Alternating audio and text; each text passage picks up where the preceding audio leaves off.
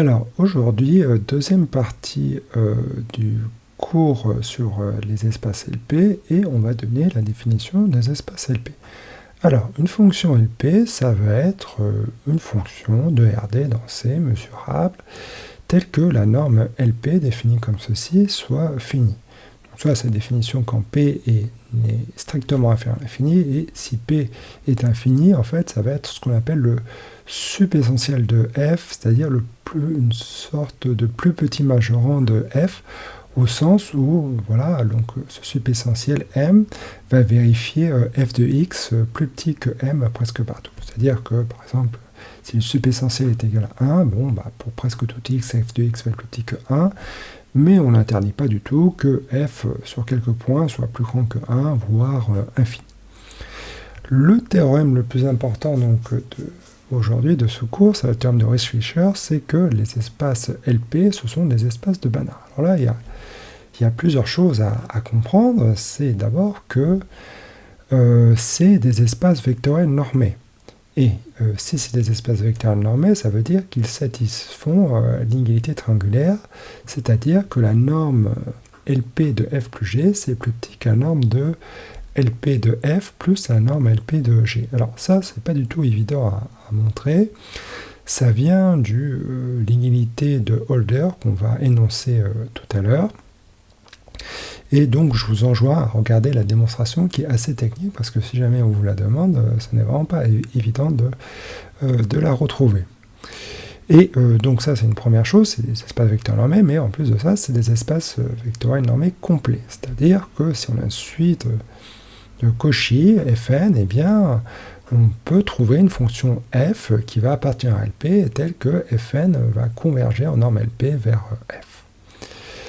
Et alors on a un résultat en plus qui est une sorte de corollaire de ce théorème de Riesz-Fischer, où si on préfère, on peut le voir comme une réciproque partielle du théorème de convergence dominée, à savoir que si on a une suite Fn qui converge vers f en norme LP, alors il existe une sous-suite Fn, bon, appelons-la Fnk par exemple, telle que Fnk va converger presque partout vers f. Alors, ce ne sera pas Fn, mais ce sera vraiment une sous-suite. Alors, en fait, cette sous-suite, elle sort de la démonstration de Riesz-Fischer, à savoir que, bon, pour Riesz-Fischer, on va partir d'une suite de Cauchy, donc une suite Fn de Cauchy, et on va en prendre une sous-suite, bon, alors, pour simplifier, appelons-la Fn, et en fait, cette sous-suite va vérifier la norme LP de Fn moins Fn plus 1 va être plus petit que 1 sur 2n. Et du coup, avec ça, on pourra regarder en fait la série somme des Fn moins Fn plus 1, c'est-à-dire qu'on prend la somme de, entre parenthèses, Fn moins Fn plus 1, donc là une sorte de série télescopique. Et vu comme on a vu la sous-suite qu'on a pris pour Fn, ça va converger dans LP, et on va pouvoir en déduire que voilà, cette sous-suite converge presque partout vers une fonction, et en utilisant de manière habile le lemme de Fatou, on va montrer que cette fonction appartient donc à LP, et qu'en plus de ça, Fn va converger en norme LP vers cette fonction f. Et donc c'est cette sous-suite qu'on a construite comme ça, et donc cette limite f, eh bien, donc où on a convergence LP, mais aussi on a convergence partout, c'est cette sous-suite qui permet d'avoir ce corollaire du théorème de Riesz-Fischer. Alors, je pense que c'est assez intéressant de comprendre pourquoi, en fait, ça ne marche pas, enfin, plutôt, pourquoi on ne peut pas avoir nécessairement Fn qui va converger vers f presque partout, si on a, par exemple, convergence L1. Et ici, je vais donner un contre-exemple. Alors, le contre-exemple est un petit peu complexe, mais on va l'expliquer étape par étape. Alors, déjà, donc on va définir une suite Fn comme ceci, et donc pour un n quelconque, on va regarder la puissance de 2, qui est la plus grande, et qui est à la fois la plus grande, mais aussi la plus petite que n. Donc, par exemple, si je prends n égale 4, 5, 6, 7, donc la plus grande puissance de 2 plus petite que n, ça va être 4. Et à ce moment-là, donc pour F4, F5, F6, F7, je vais diviser en 4 l'intervalle 0, 1. Donc mes suites, donc mes Fn seront uniquement définis sur 0, 1. Et donc F4, en fait, ça va être la fonction indicatrice du premier intervalle voilà, de longueur 0,25. F5, ça va être la fonction indicatrice du deuxième intervalle, F6 troisième intervalle, et F7 ça va être la fonction indicatrice du dernier intervalle. Alors maintenant F8 ça va être la fonction indicatrice en fait donc de la moitié de ce segment bleu, et F9 ça va être la fonction indicatrice de l'autre moitié, donc celle de droite du segment bleu, etc. Et donc comme ça on construit une fonction, enfin une suite de fonctions qui appartient manifestement à L1, et il se trouve qu'on a convergence L1. Alors pourquoi on a convergence L1 ? Simplement, regardez, si je veux calculer la norme L1 de F4, eh bien, je vais dire que ici, donc sur cet intervalle-là, F4 est égal à 0, ici il est égal à 1, donc la norme L1 de F4, ça va être cette longueur-là, donc 0,25 multiplié par 1, donc la norme L1 de F4, ça va être 1 sur 4. Donc pareil pour F5, F6, etc. Et si je généralise le raisonnement, je m'aperçois que la norme Fn de L1 de Fn, ça va être 1 sur 2k. Maintenant, clairement, si n tend vers plus l'infini, eh bien, k va tendre aussi vers plus l'infini. Et finalement, j'obtiens que la norme L1 de Fn va tendre vers 0. Et donc, plus que c'est le cas, ben ça montre bien que Fn va tendre vers 0 en norme L1.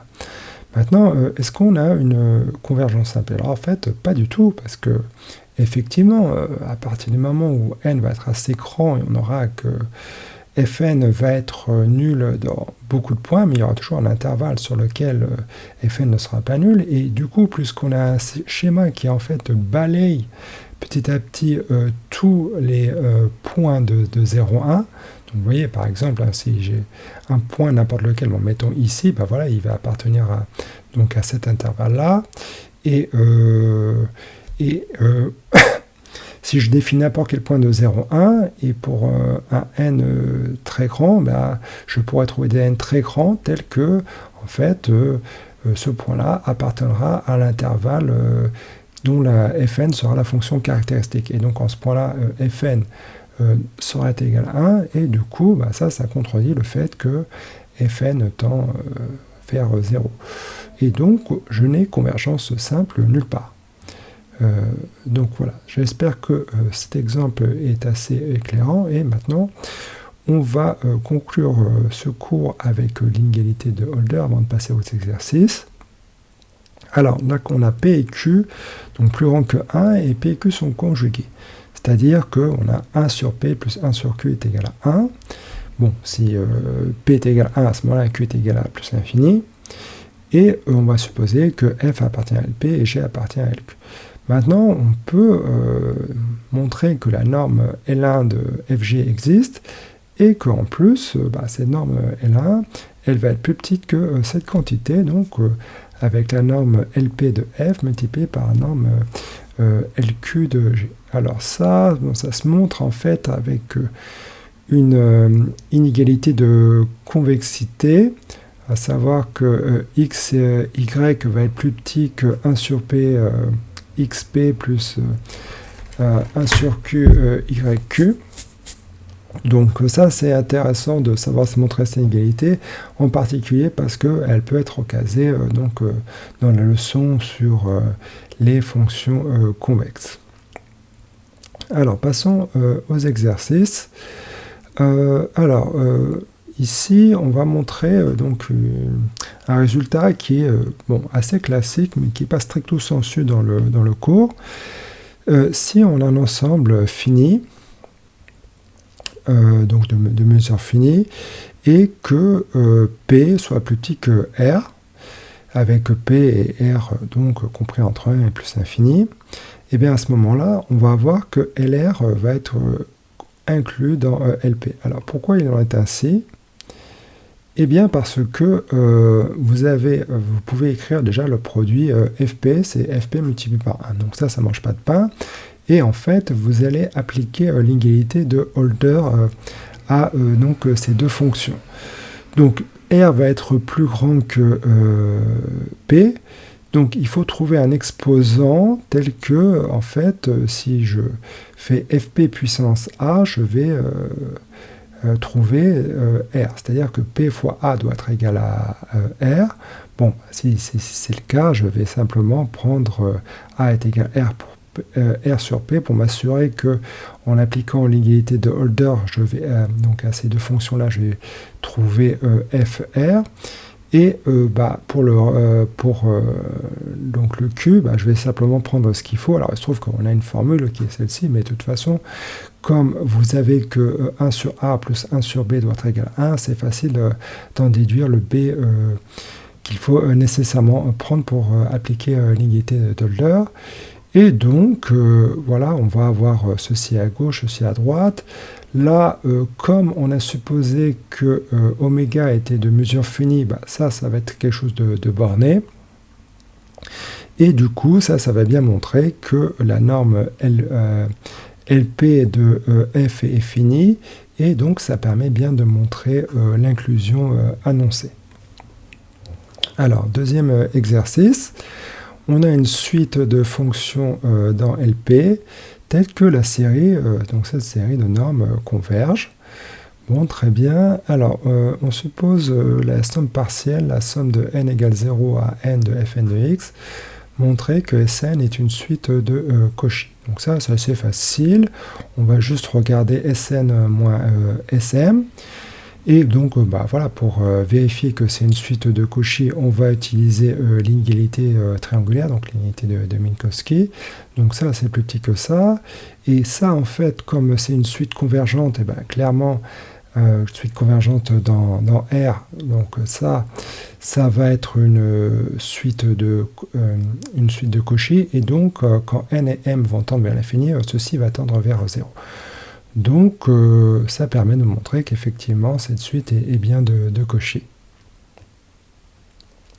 Alors, deuxième question, en déduire que la série converge dans LP vers une fonction S. Oui, effectivement, ça converge dans F, puisque voilà, on a une suite de Cauchy, et on l'a dit tout à l'heure, terme de Schweitzer, que LP était complet, donc ça montre bien que sigma de Fn va converger dans LP. Et donc, que peut-on dire de la convergence ponctuelle de la série? Eh bien, plus que la somme, les sommes partielles Sn convergent donc vers grand S dans LP, eh bien, on peut trouver une sous-suite convergente presque partout vers S de x. Donc, oui. Alors, attention ici, donc, je vous rappelle, donc, dans la réciproque partielle, quand on a donc une sous-suite convergente qui va converger presque partout, la sous-suite convergente va nécessairement converger vers la fonction f qui était la limite au départ de LP. Donc c'est pas n'importe quelle fonction, c'est bien la fonction f qui est donc la limite dans LP de Fn. Donc effectivement, voilà, on peut en déduire que Sn va converger à une sous-suite près presque partout vers S de x. Très bien, donc on va s'arrêter là et la prochaine fois on verra le théorème de Fibini.